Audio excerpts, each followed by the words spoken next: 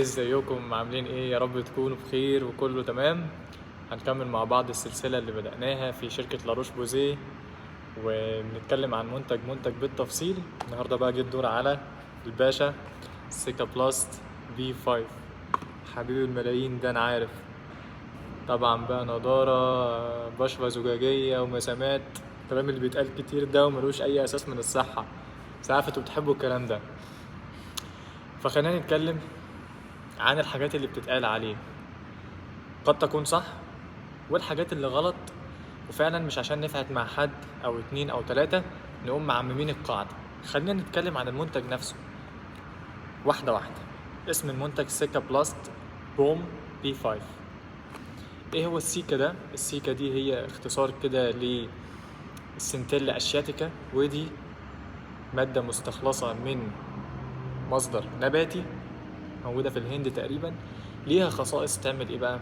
ترميم للبشرة، تعالج لو في احمرار، لو في تهيج، حاجات علاجية يعني اكتر. والبي 5 اللي هو البانثينول، طبعا كلنا عارفين.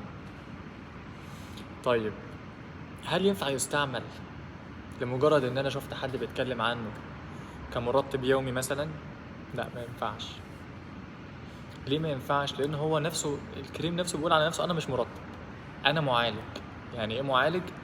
يعني مثلا حد عامل جلسة تقشير كيميائي، تقشير بارد، ليزر، شيفينج، حساسية عادي ظهرت في الجسم، التهابات، حفاضة، يعني التهابات حفاضة الأطفال، ينفع يستعمل بعد منه كده. استعمل سيكا بلس، هيعمل تهدئة للإحمرار والتهيج، ويعمل كمان ترميم. يعني إيه ترميم؟ يعني بعوض حاجز البشرة اللي تم إتلافه بسبب الحاجات اللي إحنا ذكرناها دي. لكن أنا واحد سليم وتمام وزي الفل، ما اروحش أجري أستعمل حاجة مش مناسبة، لا قد تضرني كمان. لأن هو بوم ده اللي هو زي البلسم كده، قوامه تقيل، ما ينفعش استعمله كمرطب وانا مثلا بشرتي دهنيه، ما ينفعش، يعمل لي حبوب. ما ينفعش استعمله وانا بشرتي مختلطه، برضه يعمل لي حبوب. في بعض الناس بشرتها جافه ومتحسسه شويه لما بتستعمل بعض كلمات التلطيف، يقول لك والله ظبط معايا، خلاص ظبط معاك ربنا يوفقك. لكن ما عممش القاعده على الناس كلها تستعمل. يعني زي مثلا حد دخل كان بيقول لي انا عايز السيكا بلس. طيب، احنا بنسال من باب العلم بالشيء يعني. طب بتستعمله لايه؟ بيقول لي والله انا شفت على الفيديوهات السوشيال ميديا وكده حد كان بيقول للرؤوس السوداء. انا خدت الكلمه اتصدمت.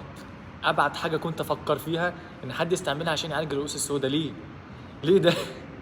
ايه اللي فيه يعالج الرؤوس السوداء اصلا؟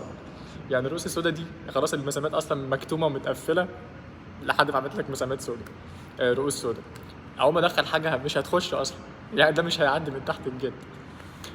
فطبعا ما تقدرش تقنع حد واخد فكره من الفيديوهات ان انت الصح وانا اللي غلط. لا، هقول لك انا الصح، واللي قال اللي بيعالج الرؤوس السوداء هو الصح. فخلينا خلاص يعني نوضح الاستعمال بتاعه ايه هو. حتى هو مكتوب عليه بالعربي، يعني احنا هنروح بعيد ليه؟ دواعي الاستعمال للبشرة المتضررة والمتهيجة، مناسب لجميع افراد العائلة، الكبير والصغير والرضع. ماشي. دواعي الاستعمال بعد الجلسات الجلدية السطحية، ومناسب للبشرة الحساسة وخالي من العطور. هو نفسه بيقول على نفسي انا معالج.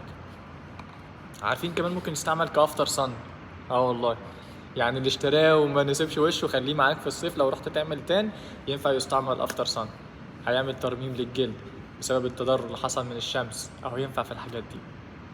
يبقى سيكا بلاست يا جماعه حلو جدا، حلو جدا كمرمم، يعني بعد التقشير، بعد الليزر، بعد التعرض لاشعه الشمس، التحسس، التهيج، كل الحاجات دي. وبيستعمل يوم ما يستعمل قد ايه كمان؟ اسبوع. يعني حتى الدكاترة اللي بيعملوا جلسات تقشير، او احنا حتى لما بنطلع كريمات تقشير القوية بنقول نستعمله مرة في اليوم لمدة اسبوع، شكرا، مش اكتر من كده كمان، عشان ما يعملش ايه؟ حبوب تحت الجلد. لكن ان احنا نقول بقى ان هو بيعمل تصغير للمسامات ونضارة وبشرة زجاجية، مش عايزين نقول كلام مش صحيح. هنثبت المعلومة، معالج وليس كريم مرطب. ويتوخى الحذر كمان لو انت بشرتك دهنية او بشرتك مختلطة، ما ينفعش تستعمليه لمدة اكتر من اسبوع زي ما قلنا. حابب اعرف بقى الفيدباك بتاعكم والريفيوهات، سواء استعملتوه بعد الحاجات اللي قلنا عليها دي، اللي هي التقشير يعني او الليزر والكلام ده، ونتيجته ايه هي، او لو استعملتوه في وضع غير وضعه زي كمرطب، هل فعلا ناسبكم ولا عمل حبوب ولا قوامه تقيل ولا يعني نتشارك مع بعض كده، حتى اللي يجي يقرا الكومنتات يستفيد من الكومنتات. خلصت كده الفيديو بتاعنا، اشوفكم على خير في فيديو جديد ومنتج جديد.